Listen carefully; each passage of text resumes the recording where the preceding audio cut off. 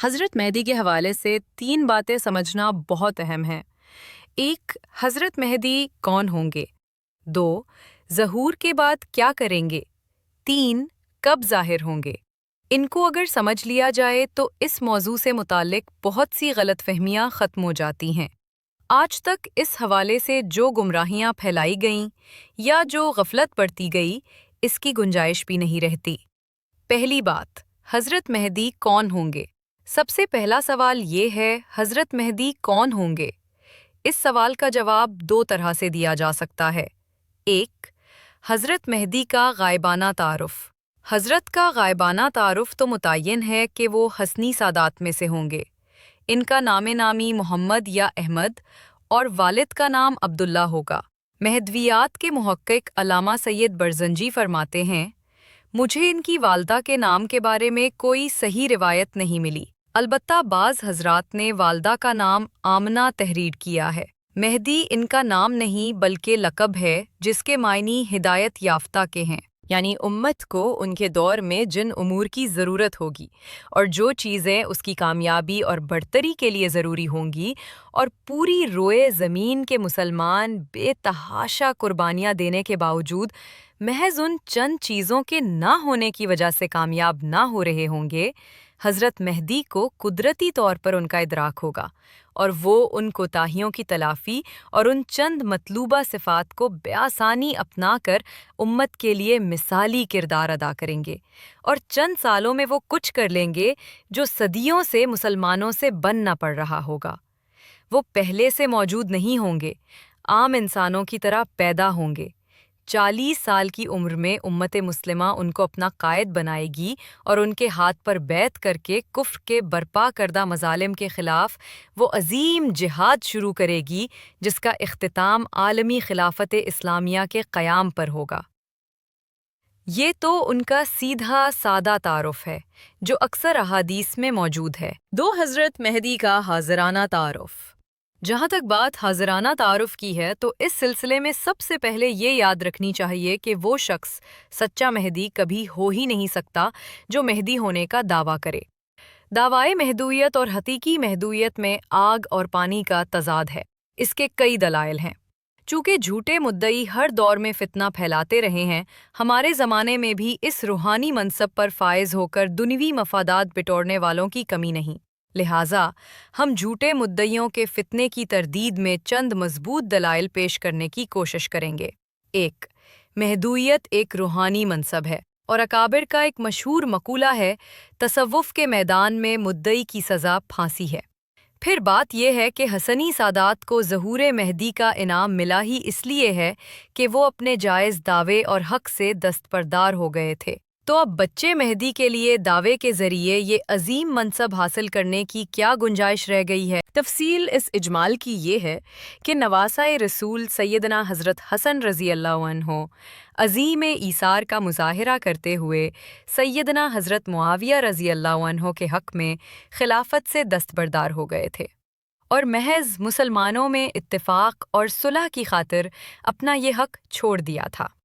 اس کے بدلے آخر زمانے میں جب امت کو اتفاق و اتحاد کی ضرورت ہو گئی تو اللہ پاک انہی کی اولاد میں سے ایک مجاہد لیڈر عالمی سطح پر خلافت کے قیام کے لیے منتخب فرمائیں گے، کیونکہ اللہ تعالیٰ کا قانون یہی ہے کہ جو شخص اللہ تعالیٰ کی رضا کی خاطر کوئی چیز چھوڑ دیتا ہے تو اللہ تعالیٰ اس کو یا اس کی اولاد کو اس سے بہتر چیز عنایت فرما دیتے ہیں۔ چنانچہ محدود علاقے میں خلافت چھوڑنے کے بدلے حضرت حسن رضی اللہ عنہ کی اولاد کو عالمی خلافت کا انعام ملے گا۔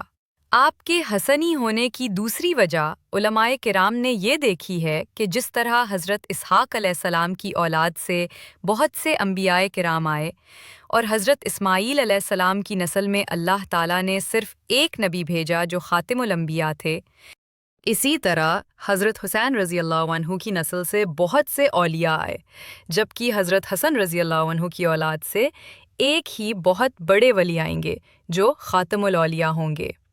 ملا علی قاری کی مرقات المفاتیح 147/10 اور مولانا ادریس کاندھلوی کی التعلیق الصبیح 197/6۔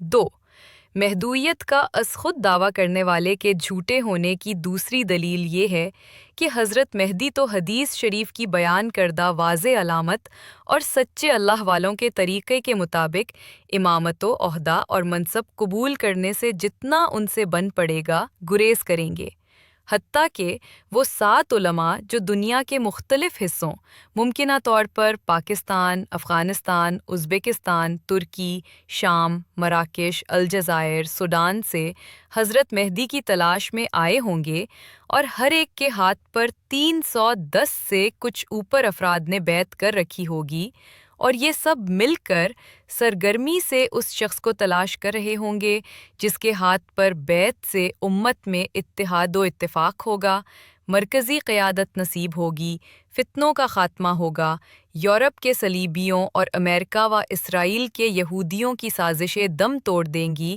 اور حکومت الہیہ قائم ہوگی۔ یہ سب اہل علم و صلاح بھی ہوں گے اور اپنی اپنی جماعت سے موت تک جہاد کی بیعت بھی لیے ہوئے ہوں گے۔ اے اہل اسلام، علم دین، تصوف شرعی اور جہاد فی سبیل اللہ کے حاملین اور داعیوں سے تم کہاں ورغلا لیے جاتے ہو؟ یہ 7 حضرات مل کر حضرت مہدی کو حرمین میں تلاش کریں گے۔ جب حضرت مہدی تک پہنچ جائیں گے اور ان میں تمام علامتیں پائیں گے تو تصدیق کے لیے ان سے پوچھیں گے، آپ فلاں بن فلاں ہیں؟ حضرت مہدی ان کو خوبصورتی سے ٹالتے ہوئے کہیں گے، میں تو ایک انصاری ہوں، یعنی اللہ کے دین کی مدد کرنے والا، اور یہ کہہ کر مکہ مکرمہ سے چھپ کر مدینہ منورہ چلے جائیں گے۔ یہ حضرات آپ کو تلاش کرتے کرتے مدینہ شریف پہنچ جائیں گے۔ حضرت مہدی امامت کا عہدہ دیے جانے سے بچنے کے لیے ان سے چھپ کر پھر مکہ مکرمہ آ جائیں گے۔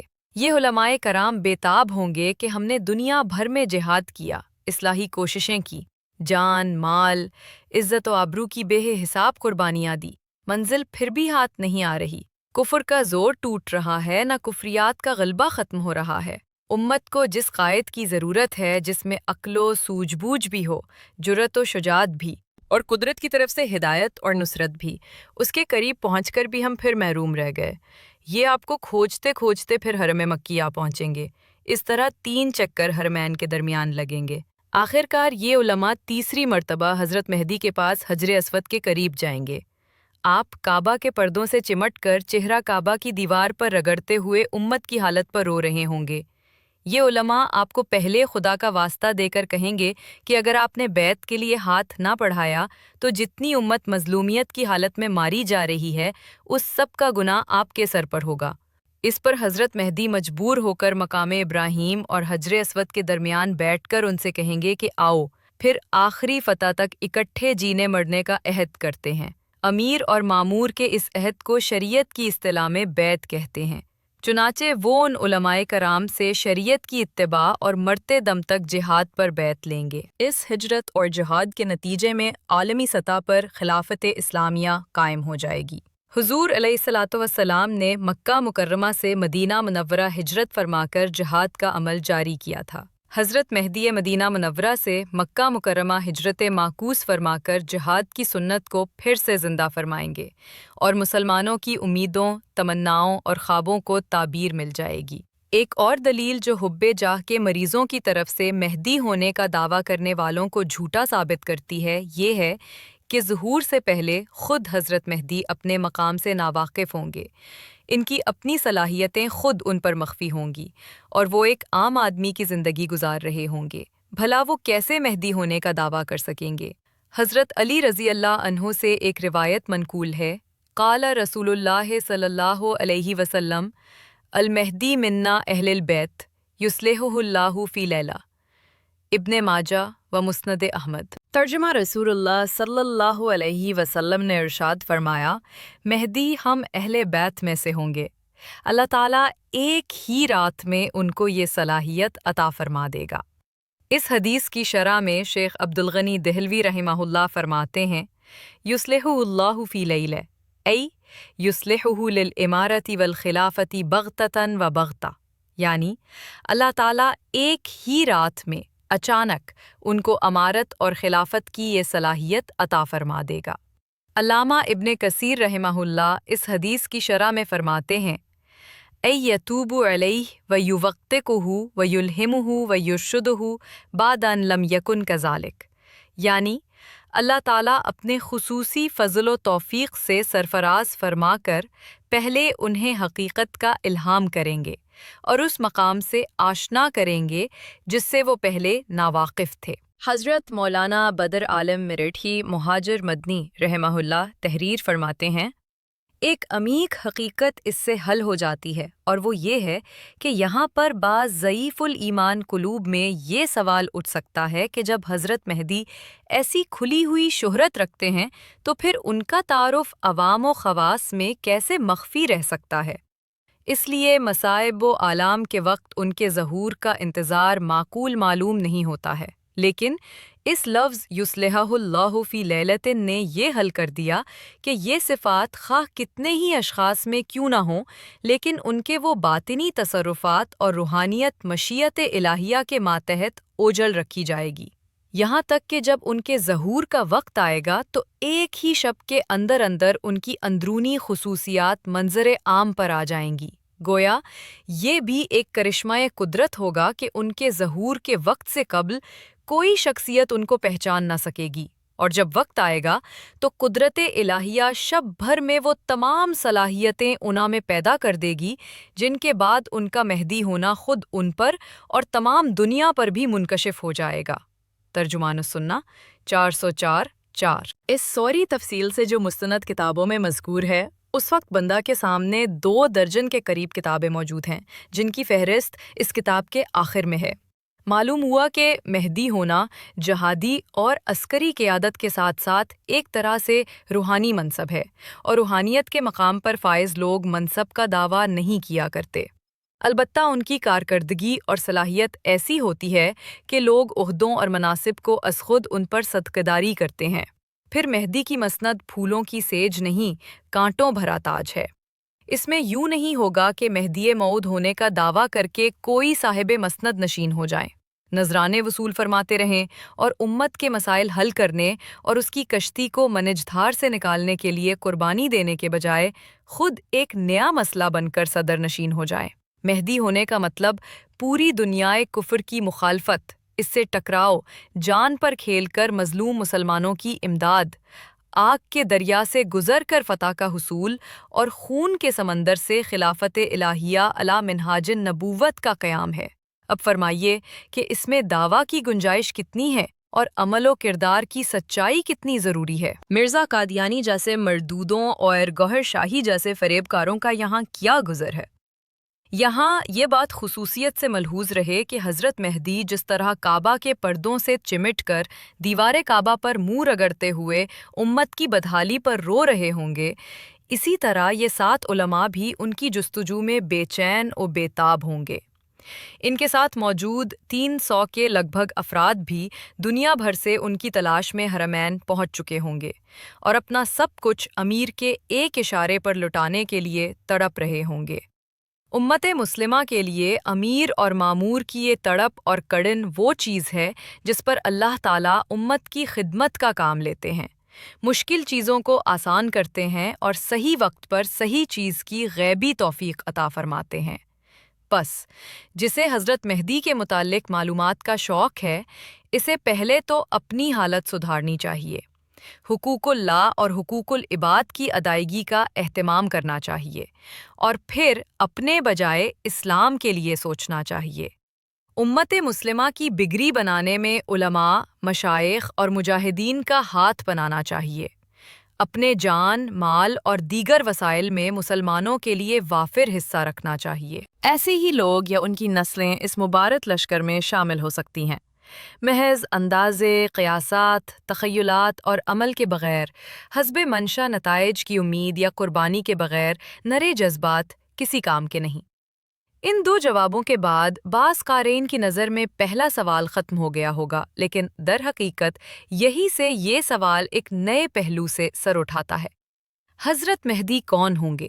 اس سوال پر اب تک جو بات ہوئی ہے وہ کتابی یا علمی اور دینی ہے، لیکن کیا محض اس سے تشفی ہو جاتی ہے؟ اس تخیلاتی تعارف کو عصری تطبیق کی شکل دیے بغیر بات پوری ہو جائے گی؟ یہ عاجز سمجھتا ہے کہ بات کو یہیں تک لا کر چھوڑنے سے گمراہ اور نفس پرست قسم کے لوگوں کو موقع مل جاتا ہے کہ وہ جہاں چاہیں تطبیق کرتے پھریں اور جسے چاہیں مہدی مان کر اس کے لیے بہائی گئی جھوٹی روحانیت اور نفسیاتی مراعات کی گنگا میں ہاتھ دھوتے رہیں۔ ہمارے ہاں چونکہ طبیعتیں اور دماغ فتنہ زدہ ہیں، اس لیے جھوٹے مدعیوں کے پیچھے چلنے والے بہت ہیں اور سچے مہدی کی طلب رکھنے والے کم ہیں، کیونکہ جو یہ طلب رکھے گا اسے اس کے تقاضے بھی پورے کرنے پڑیں گے۔ اور نہ آسودہ حسرتوں اور تشنہ تمناؤں کے مارے ہوئے آج کے مسلمانوں کے لیے یہی وہ چیز ہے جس سے ہماری جان جاتی ہے۔ دوسری طرف یہ بھی حقیقت ہے کہ اللہ تعالیٰ اور اس کے پیارے پیغمبر صلی اللہ علیہ وسلم نے قیامت کی طرح اس کی علامات کو بھی کسی قدر مبہم رکھا ہے۔ ان کی صحیح تعین کسی کے بس کی بات نہیں۔ بہت سے محققین کے اندازے بھی غیر واقعی ثابت ہوئے ہیں۔